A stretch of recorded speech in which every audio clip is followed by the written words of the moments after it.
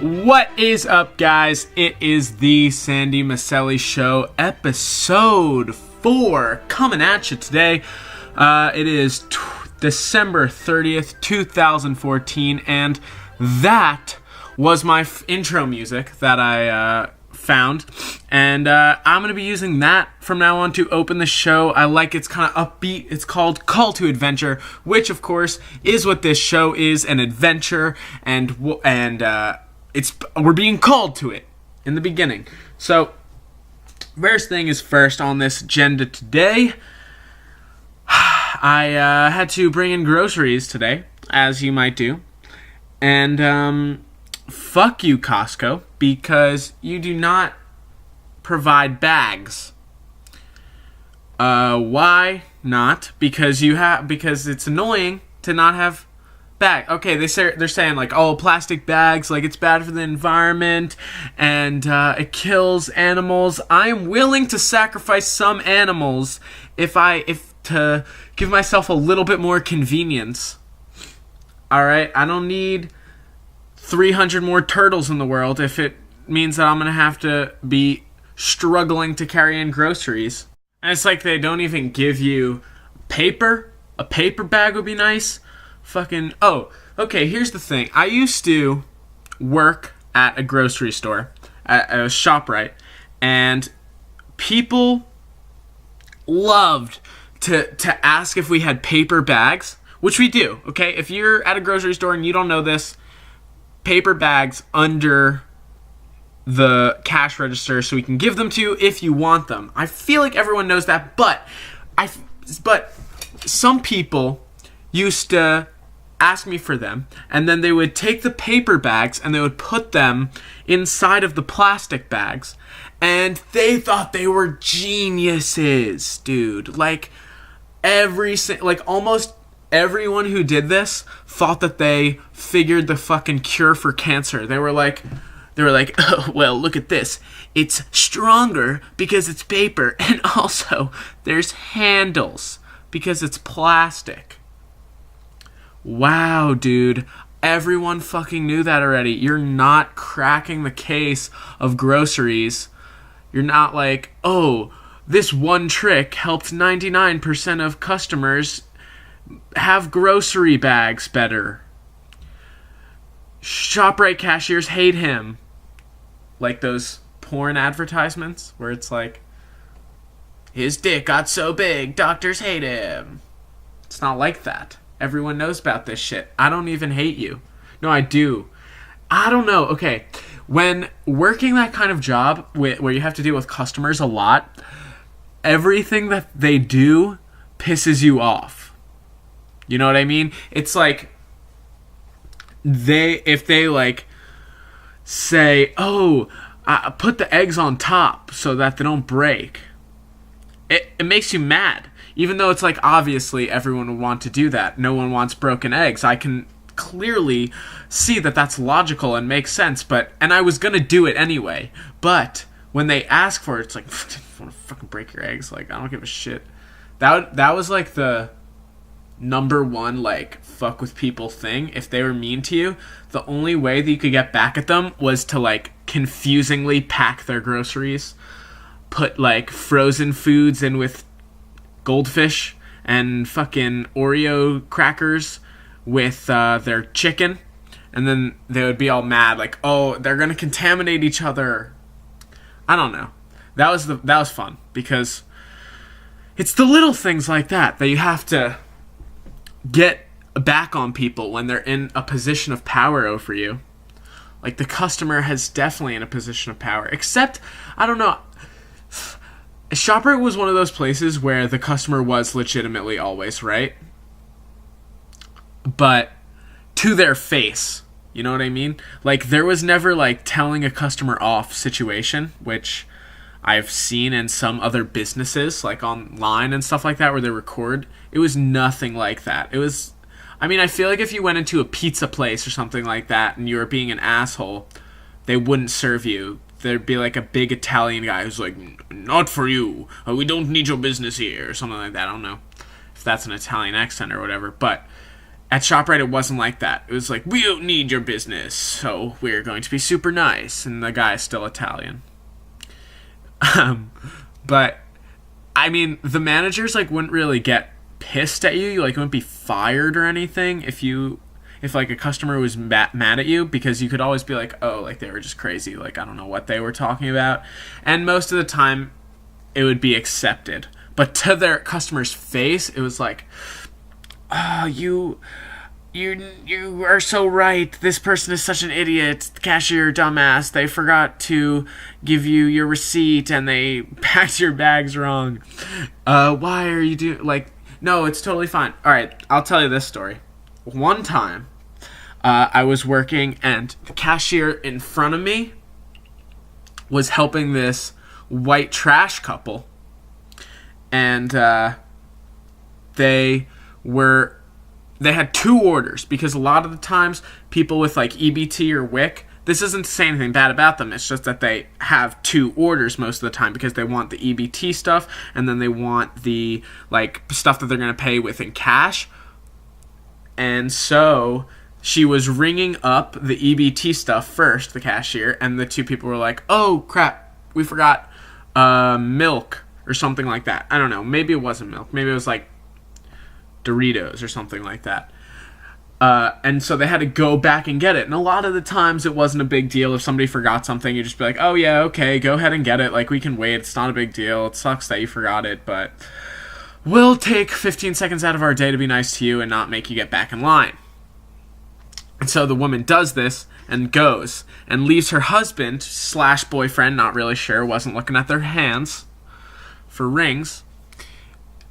He's there, and the cashier is still ringing up the EBT stuff, gets to the end of it, and the woman still hasn't come back from getting the Chips Ahoy, and she's like, oh, do you want me to just keep ringing this stuff up too, or do you want me to wait for her to get back?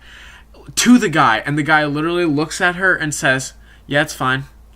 And so she does, and she keeps ringing it up, and then the woman gets back, and she's like, yo, what are you doing? Why are you doing this one order? I was trying to come back for the milk and cookies so that I could have it in the EBT and order. And the cashier was like, oh, he said that I could go, like he said. And then he like looked at his wife and looked at the cashier and was like, no, I didn't. I never said that. Like, what are you doing? You're messing up our order. And so they fucking had to get the manager, and he had to cancel all the other shit. Well, the lady is like yelling at the cashier the whole time. She's like, oh my god, you idiot. Now we have to wait another minute and a half because you fucked up. You rung in the shit that you weren't supposed to ring in, and ring up. I was saying in, but I meant up. And so the manager comes over and he has to do the key thing, which is ridiculous, a waste of time in and of itself. They don't care about you. They just want to make sure that they're not giving anybody any discounts or not ringing anything up. So, like, let's say you ring something up and you, like, double scan it and it's $10 and you accidentally scan it twice. Anything over $10 that you have to void out, you need the manager come over and like approve it with a key. And they honestly don't even ask you like what happened. If you just ask for the key, they just give it to you. So it's not really like you could easily lie and just use the key and they wouldn't care. Sometimes they asked, but not really. A lot of the time they didn't. And the customers would all be so mad. And you'd have to, like, call people on the phone. Which was weird. And they would call you, and the phone would ring. Okay. Jeez, I have a lot of stuff to talk about ShopRite. Goddamn. I worked there for, like, a year and a half, kind of, I think. Maybe less, actually. It was less than a year. It wasn't even a year. It was, like, 7 months. So I'm saying a year and a half. But anyway, so there was a phone next to the cash register, and whenever you would go on break or you would be done with work, they would call you and say that you could pack up or like go on break. And so the phone ringing became like a Pavlovian dog thing where you'd be like, oh shit, like the phone's ringing, get to like take a break, or I'm done with work, and you would answer so happily, and they would say, take a break, and you'd be like, yeah, thanks, and then like you would be so happy. So what the cashiers used to do to mess with each other, because there was a lot of like younger kids working there who were pretty cool guys and gals, we used to like mess with each other when we found out how to call other phones. We used to have like, so if it was dead, if you got done with a customer and you saw your friend like on register 15 with some old lady, which it was all old ladies too. Every single customer was an old lady, and you would call them, and their phone would ring, and you would see them like jolt up and surprise and like pick up the phone so happily because they thought they were getting off, and they'd be like, hello, and you'd be like, and you just hang up on them, and they would be so mad. They would realize it was you, and it was the worst. And everyone used to do it to people, but if somebody did it to you, you were like so mad. It's not funny. Like, that's bullshit. Like, come on, I've been here for 2 hours. I'm pissed. I want to take my break. It wasn't even bad. It was like 2 hours of bullshit. God. Can't believe I just spent 10 minutes raving about ShopRite and grocery stores, because I had another topic that I wanted to get into. Here we go. It's about movies. Everyone loves movies. Christopher Nolan's Interstellar is the only film in the top 10 worldwide box office of 2014 to be wholly original, not a reboot, remake, sequel, or part of a franchise. Now, many people might be saying, hey, Sandy, fuck that. I don't like sequels. I don't like reboots, remakes. I want original content all the time. I want to be seeing new movies. Some of the best movies out there are one-offs. Pulp Fiction. Tarantino does a lot of original shit. And so does Christopher Nolan. But the thing is, it's their names that sell the movies and not the original concepts themselves. So what I think that they need to do, a good movie in 2014 was The Edge of Tomorrow. It had Tom Cruise in it, so people went to see it. Original concept, kinda, I don't know, it was kind of like a Groundhog Day type situation, but it wasn't a reboot, remake, anything like that. Now, it didn't make the top 10, obviously, but it was a good movie. And let me look and see what the other movies were, and I can comment on that, because I feel like they're good movies. Even if they're sequels or whatever, they're good movies. Yeah, okay. So we have Transformers, Guardians of the Galaxy, Maleficent, X-Men, Captain America. Those are the top 5 movies. Transformers grossed just so much because in China it went big or something like that. So for them it was like one of the first, I don't know. I have no idea if it was or not, but I'm assuming it was like one of the first Transformers movies ever seen. It was awesome, and Marky Mark was in it, and it was dope. And Guardians of the Galaxy? Okay, Guardians of the Galaxy is part of a franchise, Marvel, but it wasn't like we've seen 1,000 Guardians of the Galaxy movies, and they had Chris Pratt in it. They had some good actors in it. I have never seen this movie, but I hear it's good. Maleficent, awesome. Disney, she's my favorite Disney villain, actually, because here's the thing about it. She's evil as shit. None of the other Disney villains are as evil as Maleficent, or as competent. Maleficent is competent as fuck, dude. Like, okay, obviously, she's gonna lose every time, because evil never wins.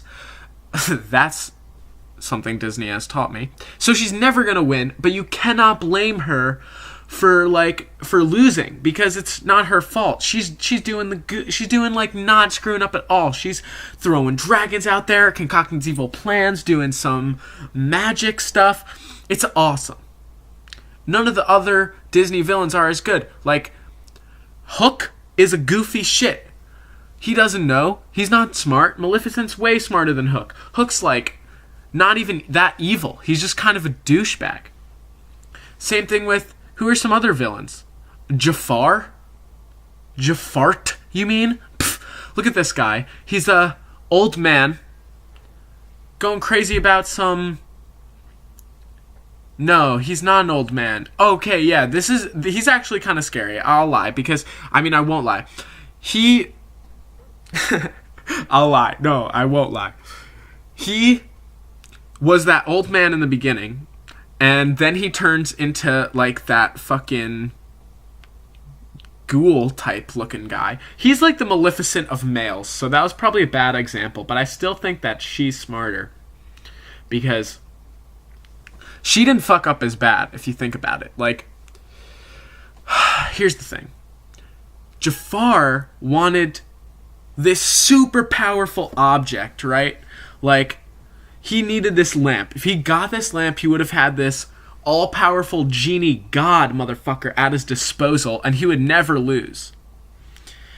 But he let that slip through his grasp. And it's not even like, he had to lose because he's Disney villain. He doesn't get the same pass that Maleficent gets because he legitimately, like, screwed up. Maleficent did everything right in what's that movie? Sleeping Beauty. I haven't seen this Disney movie Maleficent, but I have seen Sleeping Beauty, and she can't really be blamed because she did everything right, you know what I mean? Like, she tricked the princess, got her to go into his sleep, let out this dope dragon. It was awesome. But it just didn't work out for her because the superpower of the Disney prince is unbeatable. You can't beat it. The Jafar dude just let this thing, like, slip away. He could have done something better. He could have gotten the thing. Because think about this. If he got the genie lamp and he rubbed it, there would have been the genie came out, played by Robin Williams. It would have gone bad for him at some point, but at least it could have gone well for him for a little while where he had this genie. Like, Aladdin would have figured out a way to, like, unbind the genie from a slave. Like, he would have unbound him from the will of this Jafar guy, and he would have had a genie who would have been eternally grateful. I guarantee you that's what would have happened. That would have been better. See? I don't know. That's probably not true. Let's see what other movies. So anyway, yeah. X-Men and Captain America, they're superhero movies. They're all the superhero movies are going to be part of a franchise. People love superhero movies, and with good reason. Like, superhero movies are really good. I saw this thing. This happens a lot to me on social media, and I see such a pandering post. A pandering post, and it's so obvious that somebody just wrote it so that they would get likes and retweets too. And it's not even, like, edgy or anything. It's not smart. Like, people think that this guy is so smart. I'm trying to find it right now. That's why I'm not saying what he wrote. But anyway, whatever. He wrote that women are like water fountains. Because it doesn't matter what the fountain looks like, just the quality of the water inside the fountain. Wow. What a stupid analogy. And pandering, too. And he went on for, like, it was a pandering post, like I said. He went on for, like, two or three paragraphs about how, like, if it's a beautiful water fountain and the water comes out yellow and full of fecal matter, then you're not gonna like it. It's like, yeah, no shit, dude. The pretty girl. Here's the thing, it's not even true, because a beautiful woman whose personality is the equivalent of fecal matter water, people are still going to like her. They're still going to want to have sex with her. That's how it works. It's not like water fountains where you're thirsty and literally the only quality that matters is how good the water tastes. And that's not even true either, because if you were in, like, an airport or something like that, and you saw a water fountain that had, like, poop on it and it was beat up. Why? Alright, I feel like the worst quality for a water fountain to have is poop. Anywhere coming out of the water, coming, like, on the spittle thing, the spout, you know? So, there you go. If you walked it up to a water fountain and it was, like, broken down, there's graffiti on it with, like, gross sayings and profanity on it, and there was shit inside of it, you would not go up to it and drink the water out of it, no matter how cold or refreshing the water was. So, not only is this a pandering post, it's an incorrect post. But it's stupid. It's like, oh, it doesn't matter how the bread of a jelly donut is, only how good the jelly is. That's wrong. It matters. If it's stale as shit, you're not even going to be able to eat it inside to get the jelly that's inside. You will be able to eat it inside, probably, if you, like, boil it or something like that, and then sit down at your kitchen counter and eat it. I think you could probably eat it inside. But definitely not outside. There's not enough cooking utensils outside to be able to sufficiently eat that kind of donut. I don't know what I'm talking about now. This is ridiculous. I'm just going off on rants about donuts. There was something else I wanted to talk about. So what I'm going to do is stop this record. No, I'm not. Let's talk about UFC. Because I love the UFC. There's a great fight coming up soon. It is between Jon Bones Jones and Daniel Cormier. And if you guys don't know, Johnny Bones Jones is the UFC light heavyweight champion. If you're not into UFC, skip ahead a little while until you get to something else. Or maybe this is the last topic and the video's over. But skip ahead nonetheless. I don't care. Oh, for people who don't... Alright, whatever. They're going to skip ahead. It's fine. Let's talk about the UFC, and then we'll get into something else that I wanted to talk about. Okay, so the UFC, we got Johnny Bones Jones fighting Daniel Cormier. It is going to be awesome. These two guys, Daniel Cormier, won the Strikeforce Heavyweight Grand Prix before Strikeforce was disbanded. And that's beautiful. He beat up such guys as Bigfoot Silva. He also beat Josh Barnett, and people were in this such as there were fighters like Fyodor Emelianenko was in it, who before he joined Strikeforce was considered to be one of the greatest mixed martial artists of all time. So Daniel Cormier is fighting Johnny Bones Jones, the basically virtually undefeated, as Mike Goldberg would say like that, say virtually undefeated, because he lost one match, but it was technically he got disqualified for doing illegal strikes, but he was winning the whole match. He is really good, but I don't like him as a person. He just seems like an asshole, because people always say, sorry about that, people always say he's fake and whatnot, but I think that's true, because if you saw he did this interview where Daniel Cormier and Jon Jones were like video calling. Oh, excuse me, like burped. Video calling each other and doing this interview with this other reporter. When the show ended, they kept rolling the camera, so this got like released on the internet. It got leaked, but as soon as they stopped like recording, as soon as the show ended, I should say, Jon Bones Jones went, "Yo, DC, you still there?" And Daniel Cormier was like, "Yeah, I'm here." And Johnny Bones was like, "You a fucking bitch," something like that. He was like, called him a pussy. He just kept calling him a pussy. And Daniel Cormier was like, "Wow, like, why? You are so fake." He even said that. He knew it, because in the interviews, John is like a pretty boy. He's got fucking Bible verse tattooed on his body, Philippians, which is annoying. Like, you're not supposed to have Bible verses tattooed on your body, especially because in the Bible it says that you shouldn't get tattoos. Little known fact. So yeah, so I don't want Jon Jones to win this fight. But I think that he will, because whenever I root against somebody who's like really big and popular and a good fighter, they never lose. But if I want them to win, if I like the person that they're fighting like less, then they always lose. Except for Andy Pettis versus Henderson. Hendo. Well, no, he's not really. He's yeah, whatever. I liked Anthony Pettis, and Anthony Pettis beat him. That was good. But, like, freaking when Carlos Condit was the interim heavy welterweight champion, and Nick Diaz was versing him, and Nick Diaz lost, and Frankie Edgar, I wanted to win against Hendo as well, and he lost. Everyone, like...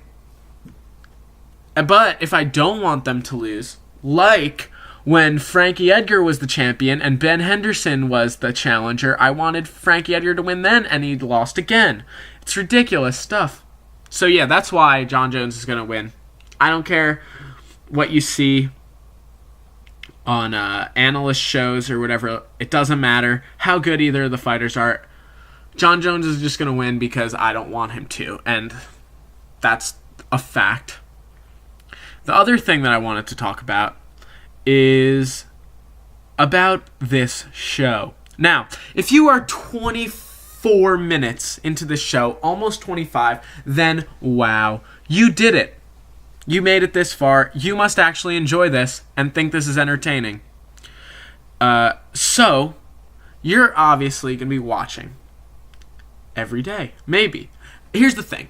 I was told by my dad that I shouldn't do the show every day because people then aren't going to watch. It's going to get annoying to them. Well, here's the thing about that. First of all, I like doing this. This is so much fun. A great time.